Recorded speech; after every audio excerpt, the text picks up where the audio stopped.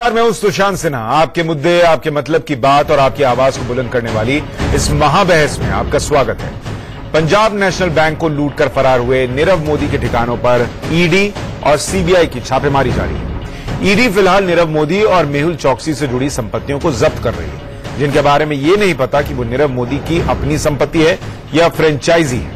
नीरव मोदी को गिरफ्तार करने की सूरत भी नहीं दिख रही। पता चला है कि वो जांच एजेंसी से पहले ही एक्शन में आ चुका था। उसने अपनी नागरिकता बदली, बच्चों का एडमिशन अमेरिका के स्कूल में कराया और फिर देश छोड़कर पूरे परिवार समेत फरार हो गया। तो क्या नीरव मोदी को जांच की भनक पहले ही लग गई थी? क्या नीरव मोदी के खिलाफ अब एक्शन सिर्फ दिखावा है? आज इन्हीं सवालों पर होगी महाबहस, लेकिन पहले इस वक्त की हेडलाइंस। खास खबर के प्रस्तुत करता है गजब की खुशबू, गजब का स्वाद, MDH का सब्जी मसाला जो हमेशा रहे याद। MDH सब्जी मसाला। एसोसिएट स्पॉन्सर अंकुर नमक। नमक कम ही खाएं पर अच्छा खाएं। राजश्री पान मसाला, इंडिया का फेवरेट पान मसाला। पतंजलि नेचुरल हनी। रूप मंत्रा आयुर्वेदिक फेस क्रीम, ये कोई कॉस्मेटिक नहीं, आयुर्वेदिक औषधि है। और चने का असली स्वाद, MDH चना मसाला।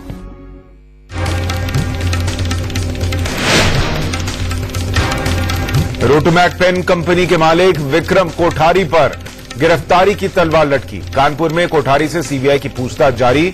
3,695 करोड़ का है डिफॉल्टर। पीएनबी की घोटाले वाली मुंबई ब्रांच में बैंक अधिकारियों से लंबी पूछताछ। सीबीसी से मिले पंजाब नेशनल बैंक के एमडी सुनील मेहता, घोटाले पर दी सफाई। आज नीरव मोदी के 35 ठिकानों पर छापेमारी। कर्नाटक को पीएम मोदी का तोहफा। हमसफर ट्रेन की सौगात के साथ बेंगलुरु मैसूर हाईवे को 6 लेन बनाने का ऐलान। मैसूर के पास बनेगा सैटेलाइट स्टेशन।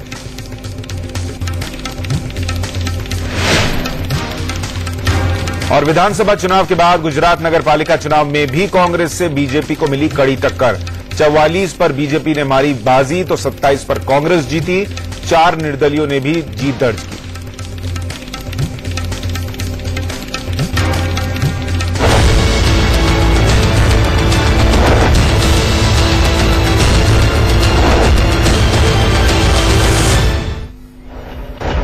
नीरव मोदी और उसके मामा मेहुल चौकसी के खिलाफ शिकायतें 3 साल से जांच एजेंसियों को मिल रही थी, लेकिन सबकी आंखों पर उसकी राजनीतिक पहुंच और ग्लैमर की पट्टी बंधी हुई। वो पट्टी तब खुली जब पंजाब नेशनल बैंक में 11,500 करोड़ के घोटाले का खुलासा हुआ। अब देश की सभी जांच एजेंसियां हरकत में आ गई, फिर भी कोई ये बता पाने की हालत में नहीं है कि नीरव मोदी क्या गिरफ्तार हो पाएगा। नीरव मोदी और मेहुल चौकसी की कंपनियों पर ईडी की छापेमारी 5वें दिन भी जारी है। मुंबई से लेकर कोलकाता और दिल्ली से लेकर पटना तक नीरव मोदी और चौकसी से जुड़ी संपत्तियों की सील किया जा रहा है। सीबीआई भी पता लगाने में जुटी है कि नीरव मोदी ने किस किस को और कितना चूना लगाया। पंजाब नेशनल बैंक में इतना बड़ा घोटाला कैसे हो गया, ये समझने के लिए केंद्रीय सतर्कता आयुक्त ने आज पीएनबी के एमडी सुनील मेहता और ईडी संजीव सरन के साथ मीटिंग की। इस बीच खबर आ रही है कि नीरव मोदी पूरी तैयारी के साथ देश से भागा। पहले उसने अपनी नागरिकता बदली और भारतीय से एनआरआई हो गया। फिर अमेरिकी नागरिकता रखने वाली उसकी बीवी एमी ने अपने बच्चों का नाम मुंबई के स्कूल से कटवाया और न्यूयॉर्क में एडमिशन कराया। इसके बाद ही 1 हफ्ते के अंदर नीरव मोदी, उसका भाई निशाल मोदी, बीवी, बच्चे और मामा मेहुल चौकसी देश छोड़कर भाग गए। नीरव मोदी के फर्जीवाड़े का पर्दाफाश होने के बाद अब ऐसे लोगों की लाइन लग गई है जो नीरव मोदी और मेहुल चौकसी के हाथों ठगे गए। मेहुल चौकसी की कंपनी गीतांजलि के पूर्व एमडी संतोष श्रीवास्तव ने खुलासा किया है कि चौकसी अपने हीरो का दाम 50 गुना तक बढ़ाकर दिखाता था। असली हीरो के बीच वो नकली हीरे भी मिलाकर बेचता था। मेहुल चौकसी ने गीतांजलि की फ्रेंचाइजी देने के नाम पर इंजीनियरिंग की पढ़ाई करने वाले आधा दर्जन नौजवानों को भी चूना लगाया। उसने फ्रेंचाइजी के बदले 3 करोड़ की रकम वसूली और बदले में दोयम दर्जे के पुराने हीरे थमा दिए। इस बैंकिंग महाघोटाले पर सरकार और विपक्ष के बीच सिर्फ राजनीति हो रही है, ये भी लग रहा है। Effort has been made by the government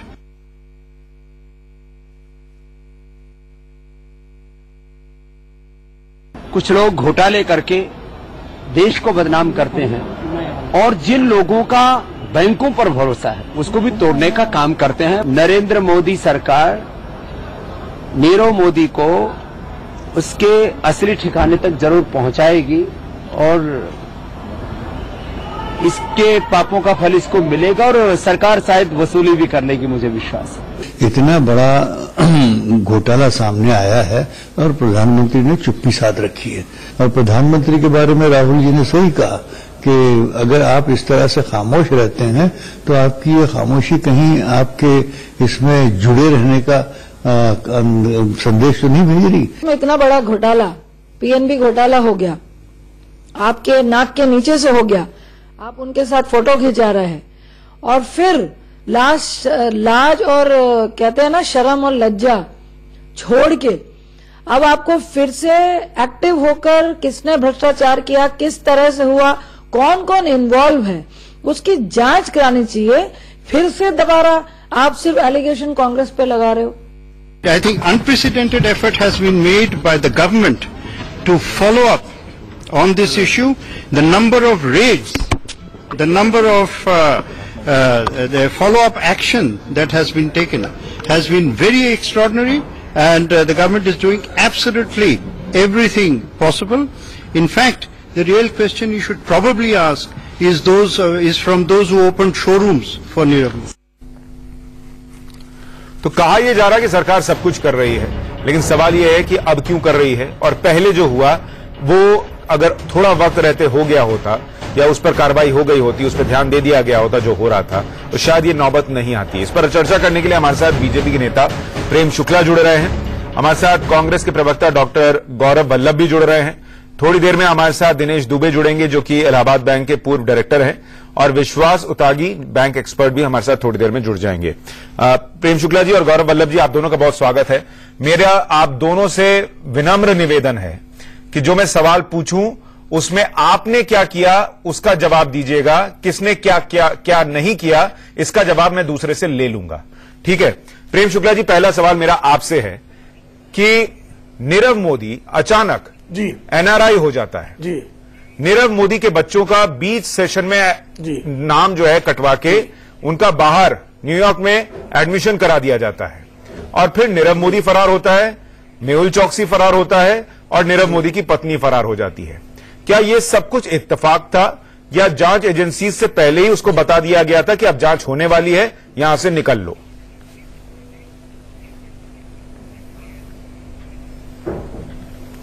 देखिए, मुझे ऐसा लगता है कि जो घोटालेबाज होता है, चोर होता है, डाकू होता है, तस्कर होता है, वो हमेशा स्केप रूट को जो है तलाशता है। तो लेकिन जांच एजेंसियां जब तक उसकी आपराधिक कार्रवाई का ज्ञान ना हो जाए, आपराधिक कार्रवाई दर्ज ना हो जाए, आपराधिक कार्रवाई पर उसको एक्शन लेने का कानूनी अधिकार ना प्राप्त हो जाए, तब तक उनकी भले आप उनकी निंदा कर सकते हैं, किंतु वो तब तक उस पर कोई हाथ नहीं डाल सकती जब तक उसके बारे में कोई ठोस प्रमाण ना मिल जाए। अब ऐसे में ये भी संभावना है कि जांच एजेंसियों में उसके मोल, तो ये कहने में किसी को जो है ये भी संभावना है कई बार जो अपराधी होता है वो जांच एजेंसियों में, इन्वेस्टिगेशन एजेंसियों में या जो प्रिवेंटिव एजेंसीज हैं उनके वहां पर जो है वो अपने मोल रख सकता है, ये जांच का विषय है। लेकिन जब तक किसी के खिलाफ कोई प्रमाण प्रथम दृष्टया किसी भी एजेंसी के हाथ में ना आए तब तक उस पर हाथ नहीं डाल सकती। आप जो कह रहे हैं, चलिए ठीक है, आप ये मान रहे हैं हाथ होने के बावजूद भी जब कोई आरोप होते हैं, लेकिन अगर ऐसे मोल्स जांच एजेंसीज में हैं और अचानक देखिए वो अगर इतने साल से धोखाधड़ी कर रहा है 2011 से 2018, अगर है तो उन पर कार्रवाई होगी। अगर 2011 से 2018 के बीच धोखाधड़ी कर रहा है और अचानक 2018 की जनवरी में ही भागता है, तो कुछ तो उसको पता लगा होगा। इतने 7 साल में उसको क्यों नहीं लगा कि भाग जाना चाहिए, अब मैं पकड़ा जा सकता हूं? नहीं, देखिए वो ये तो सुशांत जी आप सच कह रहे हैं। देखिए ऐसा है, वो उसके पास अगर सेटअप नहीं होता तो उसको जिस तरह से स्विफ्ट अकाउंट्स में उसको स्विफ्ट के मैसेजेस जाते रहे, लेकिन वो बैंकिंग सिस्टम में उसकी एंट्री नहीं हुई, ऑडिट हुआ, ऑडिट में वो पकड़ा नहीं गया, आरबीआई ऑडिट में वो नहीं पकड़ा गया। तो एक व्यक्ति के पास यदि अपने जो षड्यंत्र रच रहा है या जो फ्रॉड कर रहा है उसका रोड मैप था, ये तो स्पष्ट है। लेकिन इसमें लोग व्यक्ति को प्रेम शुक्ला जी, इसमें लोग सवाल ये भी पूछेंगे कि एक व्यक्ति जो बड़े बड़े नेताओं से मिल रहा था, जो बड़ी बड़ी पार्टियों को फंड दे रहा था, जो बड़े बड़े नेताओं के साथ फोटो खिंचवा रहा था, इस बात की संभावना क्यों नहीं है कि उन बड़े नेताओं ने ही उसे कह दिया कि यहां से निकल जाओ, या सरकार की तरफ से किसी ने कह दिया? यह सवाल नहीं उठेगा क्या?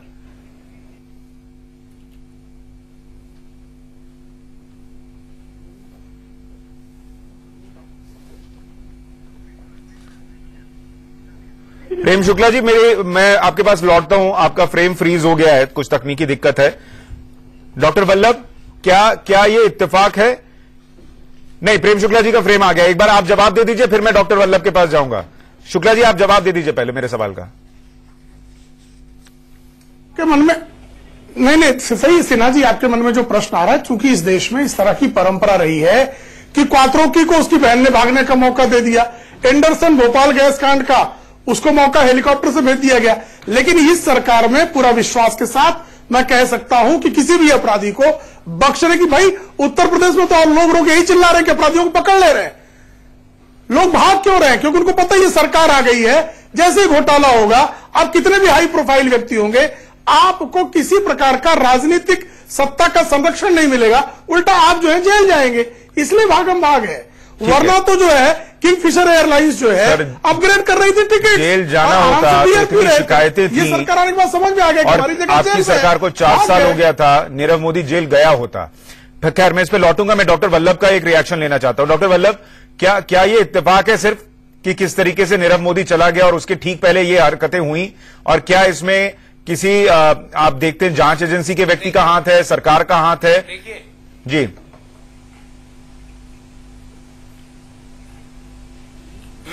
मैं तो देखो एक चीज पूछता हूं आपसे। 1 जनवरी को नीरव मोदी जी देश से चले जाते हैं, 4 तारीख को उनकी पत्नी चले जाती है, 8 तारीख को उनका भाई चले जाता है, 22 और 23 को वो प्रधानमंत्री जी से दावोस में मिल लेते हैं, 29 तारीख को पीएनबी एफआईआर दर्ज कराती है। क्या इतने इत्तेफाक कभी संभव है? मेरे को नहीं लगता ऐसा कभी संभव है। दूसरी चीज समझिए, 11,400 करोड़ का फ्रॉड क्या डिप्टी मैनेजर के लेवल के अधिकारी कर सकते हैं? मैं आपसे पूछता हूं, हमारे देश में डिप्टी मैनेजर बैंकिंग जो सिस्टम है उसमें नीचे से या तो फर्स्ट या नीचे से दूसरे नंबर का अधिकारी है। 11,400 करोड़ का फ्रॉड वो कर सकता है। जब तक पॉलिटिकल संरक्षण उसको प्राप्त नहीं थी, नीरव मोदी और मेहुल चौकसी को, इस तरह का फ्रॉड। तो यानी आप मान रहे हैं कि 2011 से 2014 के बीच भी उसको पॉलिटिकल संरक्षण मिला? नोटिस जारी कर रहे हो 15 फरवरी को। डॉक्टर वल्लभ, आप मान रहे हैं कि 2011 से 14 के बीच भी उसको पॉलिटिकल संरक्षण मिला होगा? बिना उसके संभव नहीं है। पर मैं आपको उसका जवाब दूंगा, आप पहले मेरी बात सुनिए। कॉकटेल पार्टी में जाते दूसरे दिन लोन पास होता था, सही कह रहे हैं। कांग्रेस के संरक्षण को उन्होंने साबित कर दिया। मैं उसका जवाब ये देता हूँ, कॉकटेल पार्टी उनको जवाब दे लेने दीजिए। एक मिनट शुक्ला जी, उनको जवाब दे लेने दीजिए। सुने तो क्या जवाब है उनके पास। यहाँ बैठे दिनेश दुबे जी को जो है प्रताड़ित। अभी दिनेश दुबे मेरे साथ जुड़ गए, मैं उनसे पूछ लूंगा, उनका जवाब तो सुन ले कि वो क्या जवाब दे रहे हैं। शिशिर जी, या तो आप इन सबको बोलने दीजिए या मुझे बोलने दीजिए। ठीक है, आपने सवाल मुझसे पूछा है तो मुझे जवाब। हाँ, जवाब दे दीजिए जवाब, जल्दी से दीजिए। नहीं, बोलिए, लेकिन सवाल का जवाब दीजिए। मैं ये कह रहा हूं कि ये अरे भाई साहब, फिर आप बीच में आ गए क्या? आप बहुत ही वीक फुटिंग पे खड़े हो शुक्ला जी। आपको पता सर, फिर आप शुक्ला जी पे चले गए। आप जवाब दीजिए सर। 2011 से 2014 के बीच कौन सा पॉलिटिकल संरक्षण था? जवाब नहीं देंगे। स्टॉप डिवाइडिंग एंड जवाब है नहीं भैया। जवाब ये है कि एलओयू अलग है और क्रेडिट अलग है। आप इन दोनों को मिक्स मत करिए।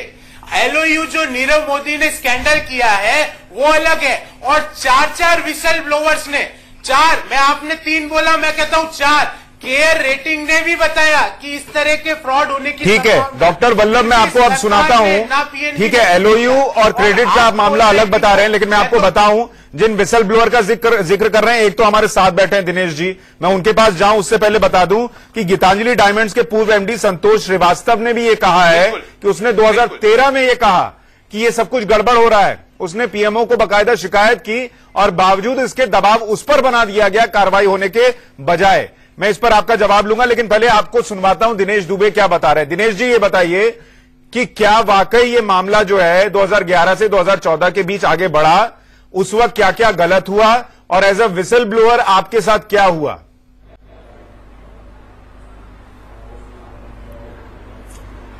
श्रीमान, मैं 2013 में इलाहाबाद बैंक का गवर्नमेंट नॉमिनी डायरेक्टर नियुक्त किया गया था। एमसीबीओडी की मीटिंग सितंबर में दिल्ली में हुई थी। उस बैठक में गीतांजलि ज्वेलर्स मेहुल चौकसी के नाम से एक 1500 प्लस 1550 करोड़ का एक प्रपोजल था। जब उसको मैं पत्रकार हूं, पत्रकारिता के नाते मैंने उसमें 2-4 लाइन पढ़ी, क्योंकि एजेंडा उसी समय दिया जाता था जब मीटिंग होती थी। तो मैंने वो पढ़ी और एमसीबीओडी की मीटिंग एक छोटी सी मीटिंग होती है, उसमें सीएमडी, 2 ईडी, एक सीए डायरेक्टर और एक आध दूसरे डायरेक्टर होते हैं। तो मैंने उसको पढ़ने के बाद एक छोटा सा प्रश्न पूछा मीटिंग में मैनेजमेंट से कि भाई ये लोन आ तो नहीं रहा, हम और लोन देना चाहते हैं, क्यों टॉप अप करना चाहते हैं? तो उन्होंने ये कहा कि एनपीए रोकने के लिए ये बैंकिंग सिस्टम की प्रक्रिया है, इसलिए हम इसको देके और वापस रिवॉल्व करके और इसको एनपीए से बचाना चाहते हैं और 50 करोड़ अतिरिक्त देके इसका धंधा चलाना चाहते हैं। इसमें कोई और भी बैंक, 2-1 बैंक इन्वॉल्व है, इसलिए एक सामान्य प्रक्रिया है। पर मैंने वहां पर यह कहा कि मैं इससे सहमत नहीं हूं, मेरा डिसेंट नोट लिख लिया जाए और ये मीटिंग खत्म होगी। उसके बाद जब बोर्ड की मीटिंग हुई, उसके एजेंडे में ये फिर वापस गीतांजलि आ टपका। वहां भी मैंने विरोध किया और पुरजोर विरोध किया और मेरा डिसेंट नोट दिया, और डिसेंट नोट देने के बाद लिखित में दिया, उसका भी मिनट्स तक कोई समावेश नहीं हुआ। तब मैंने हार कर, क्योंकि मेरा अधिकार क्षेत्र था कि मैं इसको सरकार के ध्यान में लाऊं, आरबीआई के ध्यान में लाऊं, मैंने दोनों को डिसेंट नोट दे दिया। उस डिसेंट नोट की कॉपी के आधार पर ही आज बीजेपी एनडीए कांग्रेस पे वार कर रही है। मैं यहां ये कहना चाहूंगा कि इसके बाद मुझे इतना ज्यादा प्रताड़ित किया गया, बोर्ड मैनेजमेंट और बोर्ड में मेरे खिलाफ निंदा प्रस्तावित लाने की चेष्टा की गई। ये सब किसके इशारे पर हुआ? सहयोगियों द्वारा ये सब किसके इशारे पर हुआ गया? ये तो मैनेजमेंट जाने के किसके इशारे पे ये हो रहा था। मैं तो उसके बाद finance secretary banking Shri Rajiv Thakuru से मिलने टाइम लेके उनके कमरे में गया। 15-20 मिनट की सौहार्दपूर्ण वातावरण हुई, कई इवेंट बट्स हमारे बीच में हुए। आखिर में उन्होंने मेरे से सलाह दी कि आप रिजाइन कर दीजिए अगर इस सेटअप में फिट नहीं हो सकते, और मैंने मेरे सम्मान को बचाने के लिए त्याग पत्र देकर आ गया। ये पूरा किस्सा है। दिनेश जी, मुझे एक बात बताइए, 2018 में जब से सामने आई है, पंजाब नेशनल बैंक, एक बात मेरी पूरी सुन लीजिए, ये मेरी एक बात पूरी सुन लीजिए, क्योंकि ये आज एक नई बात सामने आई है, इसलिए मैं कहना चाहता हूं। इस बात को सुनने के बाद देश की जनता और ये सरकार बहुत चक्की रह जाएगी, इसलिए मेरी ये बात सुन लीजिए। मैं दे के बाहर आ गया।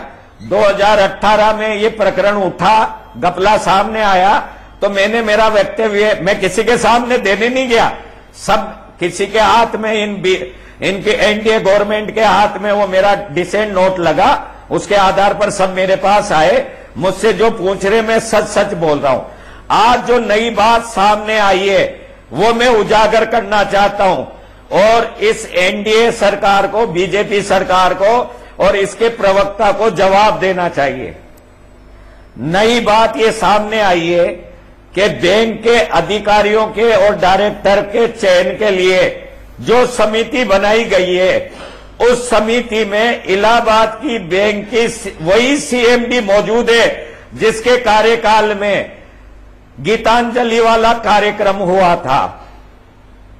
आज तक मैं एक बात इस सरकार को और कहना चाहूंगा, अभी तक इस सरकार ने सबक नहीं लिया है, बैंकिंग एक्ट में चेंज नहीं किया है। सबसे पहला चेंज ये करना चाहिए कि किसी भी डायरेक्टर का डिसेंट नोट आ जाए तो उस प्रपोजल को अप्रूव नहीं करना चाहिए बहुमत के आधार पर। सवाल उठा रहे हैं कि जो सीएमडी उस वक्त मौजूद थी वही अभी भी कैसे मौजूद हैं अगर इस पूरे मामले पर सरकार गंभीर है। मैं इसका जवाब लूं उससे पहले एक सवाल मैं आपसे और पूछना चाहता हूं, क्योंकि बहुत सारे लोग ये सवाल उठा रहे हैं कि दिनेश दुबे एक पत्रकार भी रहे हैं, उन्होंने सिर्फ कहने पर इस्तीफा कैसे दे दिया और वो इतने साल चुप क्यों रहे? 2013 से 2018 के बीच पत्रकार भी रहे हैं आपने ये बात, अगर आपको लगा कि गलत हो रही थी, देश के खिलाफ थी, आपने इतने दिन तक चुप्पी क्यों साधे रखी?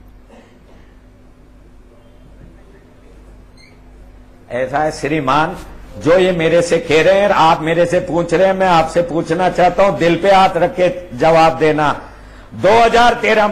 2013 में तो ये घोटाला हुआ ही नहीं था, 2018 में घोटाला हुआ है। जब मैं किसी के सामने नहीं आया हूं, मेरे डिसेंट नोट को लेकर मेरे को सामने लाया जा रहा है, जिस पर मैं मेरा वक्तव्य दे रहा हूं कि हाँ ये डिसेंट नोट मेरा है। घोटाला कब हुआ ये नहीं पूछ रहा, मैं कह रहा हूं एक चीज गलत हो रही थी, आपने उसका विरोध किया। अगर वो चीज इतनी गलत थी कि आपको प्रताड़ित किया जाने लगा, आप पत्रकार हैं, आपको लगा होगा कि ये क्यों हो रहा है, ये तो कोई बड़ी चीज लग रही है, तो उसको उजागर करते। 5 साल चुप क्यों रहे? नहीं, मैंने कहा उजागर किया? मैं तो अभी भी उजागर नहीं कर रहा। आप लोग डिसेंट नोट के बारे में पूछ रहे हो, मेरे से पूछ रहे हो, तो मैं बता रहा हूं कि भाई कोई आदमी अपने सम्मान को प्यार करता है, उसकी रक्षा करना चाहता है। ठीक है, तो मैं इस लौटू में सर, क्या नीरव मोदी वापस आ पाएगा? क्या जो पैसा वो लूट के गया वो देश को मिल पाएगा? इस पर हम बड़ी बहस आज कर रहे हैं, महाबहस कर रहे हैं। हमारे साथ प्रेम शुक्ला हैं बीजेपी के, डॉक्टर गौरव वल्लभ हैं कांग्रेस के प्रवक्ता, Dinesh Dubey ex director Allahabad bank, हमारे साथ अश्विनी राणा भी जुड़े हुए हैं बैंकिंग एक्सपर्ट, और कुमार जैन हीरा कारोबारी हमारे साथ हैं। जैन साहब, मुझे एक बात बताइए, आप भी हीरा कारोबारी हैं, आप लोगों का भी इतना रसूख है क्या कि बैंक में कोई डायरेक्टर डिसेंट नोट लिख दे, बावजूद उसके आपको लोन मिल जाए?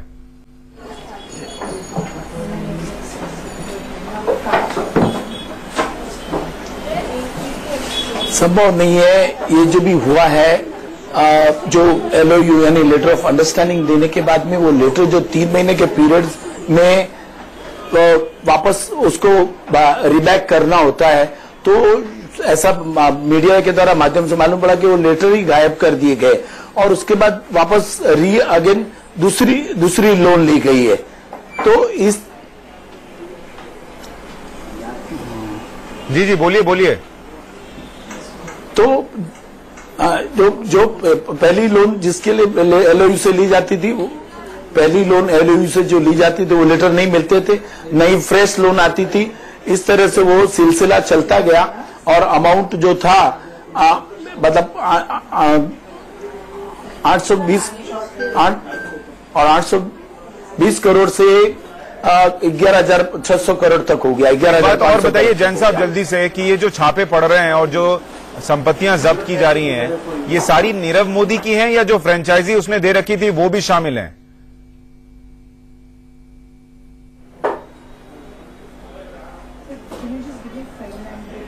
नहीं, ये जो हो रहा है वो डेफिनेटली नीरव मोदी की है, खुद की प्रॉपर्टी है, उनकी खुद की मालिकी है, लेकिन जो वैल्यू दिखा रहे हैं वो कहीं ना कहीं जाकर जो है वो बुक वैल्यू है, एक्चुअल उसकी रियल वैल्यू नहीं है।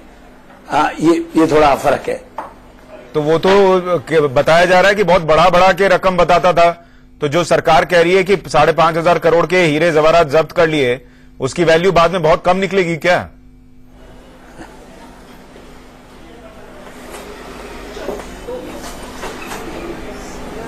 हाँ, बुक वैल्यू हमारी जो बाइंग सेलिंग प्राइस रहती है, फर्क रहता है उसमें।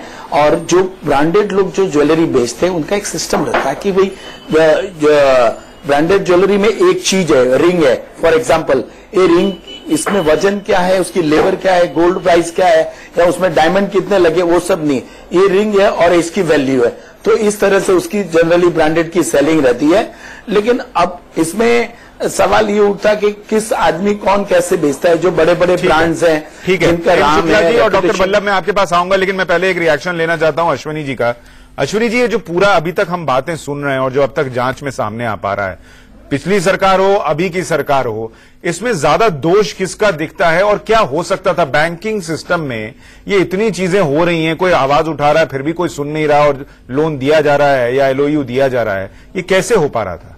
देखिए, हम बार बार कहते हैं कि जो इस कांग्रेस के राज में राष्ट्रीयकरण हुआ बैंकों का, जो उसका पर्पस था वो डिफीट हो गया, उसका पॉलिटिकली लूटिंग शुरू हो गया और बाद में जो चेयरमैन की अपॉइंटमेंट, बोर्ड में डायरेक्टर्स के अपॉइंटमेंट, ईडी की अपॉइंटमेंट, ये सब एक धंधा बन गया और इन सब की आज तक अकाउंटेबिलिटी नहीं हुई। यानी जितने भी काम हो गए, गलत काम हो गए, नीचे के कर्मचारी अधिकारियों को जिम्मेवार ठहरा गया, लेकिन आज तक उन सभी लोग जो आज डूब गए, एनपीए हो गए, उसके लिए किसी भी बोर्ड मेंबर की अकाउंटेबिलिटी फिक्स नहीं हुई। दुबे जी बैठे हैं सामने, मेरी बात में सहमति जता सकते हैं। उन्होंने जब आवाज उठाई तो उनको जो है बाहर का रास्ता दिखा गया, यानी उस राज में हो रहा था। लेकिन आज परिवर्तन कुछ दिख रहा है, बोर्ड की सदस्यता लिमिटेड हो गई है, नॉन ऑफिशियल डायरेक्टर नहीं है, चेयरमैन की सिलेक्शन में सिस्टम बदला है, ऊपर से बैंकों में कोई प्रेशर नहीं आता कि इसको लोन देना है, इसको नहीं देना, रिकवरी का प्रोसेस तेज हुआ, ये बदलाव है। लेकिन मुझे लगता है और इसमें बदलाव की जरूरत है और मुझे बात बताइए, बतौर डायरेक्टर दिनेश दुबे ने भले एक काम किया कि उन्होंने डिसेंट नोट लिख दिया और अपना विरोध जता दिया, लेकिन जब बाहर का रास्ता दिखा दिया गया तो वो पत्रकार भी थे, क्या उनको आवाज नहीं उठानी चाहिए थी पिछले 5 साल में? बिल्कुल उठानी चाहिए थी, लेकिन मैं कहता हूं ना कि ये उसी सरकार के समय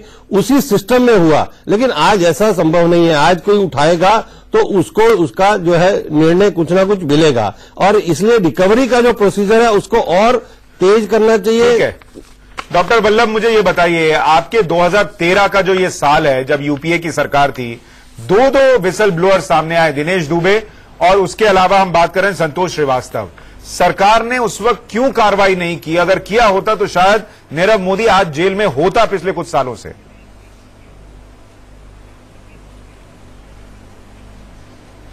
देखिए, पहली बात तो वो नीरव मोदी नहीं, वो मेहुल चौकसी का केस है। आप दोनों को मिक्स करके गुमराह कर रहे हैं। जो दुबे जी भी बात कर रहे हैं वो मेहुल चौकसी की गीतांजलि ज्वेलर्स की बात हो रही है और मेहुल चौकसी जेल चला जाता, मैंने सुधार कर दिया, मेहुल चौकसी को पकड़ना जरूरी नहीं था। आप क्रेडिट मेरे को हाँ तो नहीं मैं बता रहा हूं ना आपको, आप समय ही नहीं देते। आप पहले सुनिए, एलओयूज और क्रेडिट दोनों अलग अलग चीजें हैं, इन दोनों को मर्ज मत करिए। तीसरी चीज, दुबे जी बैठे हैं यहाँ पे, मैं दुबे जी से एक सवाल पूछना चाहता हूं कि दुबे जी, आप क्रेडिट कमेटी में मेंबर थे, आपने अपनी डिसेंट नोट दी तो क्रेडिट कमेटी के अंदर उसके मिनट भी हुआ होगा, आपने जो लॉजिक दिया वो भी हुआ होगा। वो क्या लॉजिक था आप बताइए कि आपने डिसेंट नोट किस आधार पे दिया? क्योंकि ये रीस्ट्रक्चरिंग में देखो, मैं आपको बताऊं, मैं भी बैंकों के बोर्ड को अच्छे से समझता हूं, रीस्ट्रक्चरिंग में कितने प्रपोजल्स में यूनैनिमस होता है आप ये पता लगाइए। तो मैं ये कोई तरफदारी नहीं कर रहा मेहुल की ना गीतांजलि की, पर आज अचानक से दुबे जी आ जाते हैं 5 साल 7 साल बाद कि भाई मैंने डिसेंट नोट दिया था। अरे वो मिनट्स कहाँ है, क्यों दिया गया? आपने वो मिनट्स बताए इलाहाबाद बैंक के, जहां आप बोर्ड में थे, कमिटी में थे, कि क्यों, किस आधार पे आपने रिस्ट्रक्चर? और यहां पर मैं आपको बताऊं, 5 विसल ब्लोअर्स के है, 5 विसल ब्लोअर्स को सबको डाइवर्ट कर दिया आरओसी पे, जबकि विसल ब्लोअर कह रहा है बैंकिंग सिस्टम में प्रॉब्लम है, जबकि डाइवर्ट कर दिया। अरे सर, डाइवर्ट तो किया, उसकी नौकरी तो नहीं खा गए जैसे आपने कर लिया। मुझे ये बताइए दिनेश दुबे जी, आप जवाब दे दीजिए। दिनेश दुबे जी को जवाब देने दीजिए, आपने सवाल पूछा है, उनको जवाब देने दीजिए। दिनेश दुबे जी जवाब दीजिए।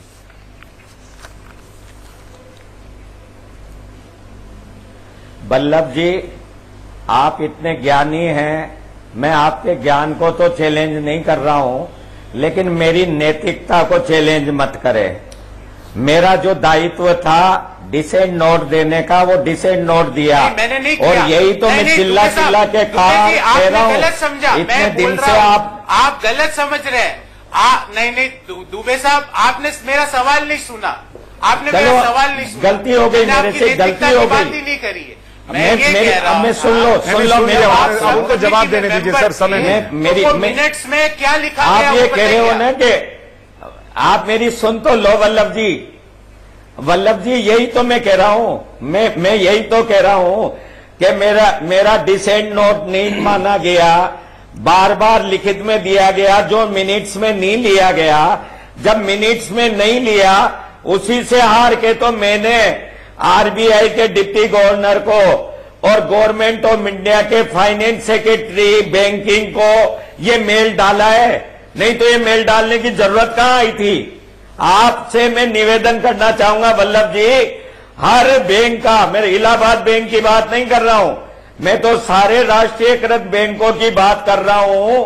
उनके एजेंडे निकाल के देख लीजिए, पूर्व के भी, वर्तमान के भी, कितने डिसेंट नोट हैं, कितने मिनट्स में लिखे हुए हैं डायरेक्टर की बातें। जो लोकुना है उसको मैं सामने लाया हूं। एक वल्लभ जी, आपने कहा कि मैं 5 साल बाद क्यों सामने आ रहा हूं। मैं सामने नहीं आ रहा हूं, मेरे को लाया गया है सामने, मैं नहीं आया हूं, मेरे को शौक नहीं है। मेरी जो नैतिकता थी, मेरा दायित्व था, उसको 2013 में मैंने पूरा कर दिया था। तब घोटाला नहीं हुआ था, 2018 में घोटाला हुआ है। अपने दायित्व पूरा किया, बतौर पत्रकार दायित्व क्यों नहीं पूरा किया कि मैंने जब ये आवाज उठाई तो ये हुआ, इसको देखिए ये क्या हो रहा है।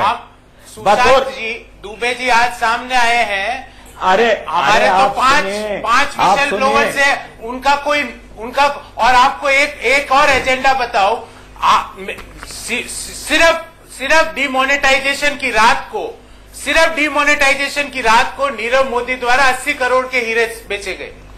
ठीक है, तो किसका किसका क्या बेचा गया वो सबको पता है। प्रेम शुक्ला जी, मेरे पास वक्त कम है, आप जवाब दे दीजिए। दिनेश दुबे जो सवाल उठा रहे थे, अरे ये आज भी इलाहाबाद बैंक की उस वक्त जो सीएमडी थी, वो आज भी बैंकिंग सेक्टर में इतने अहम पद पर क्यों है। और भागो, लूटो और उड़ जाओ, ये एक उड़ान स्कीम है।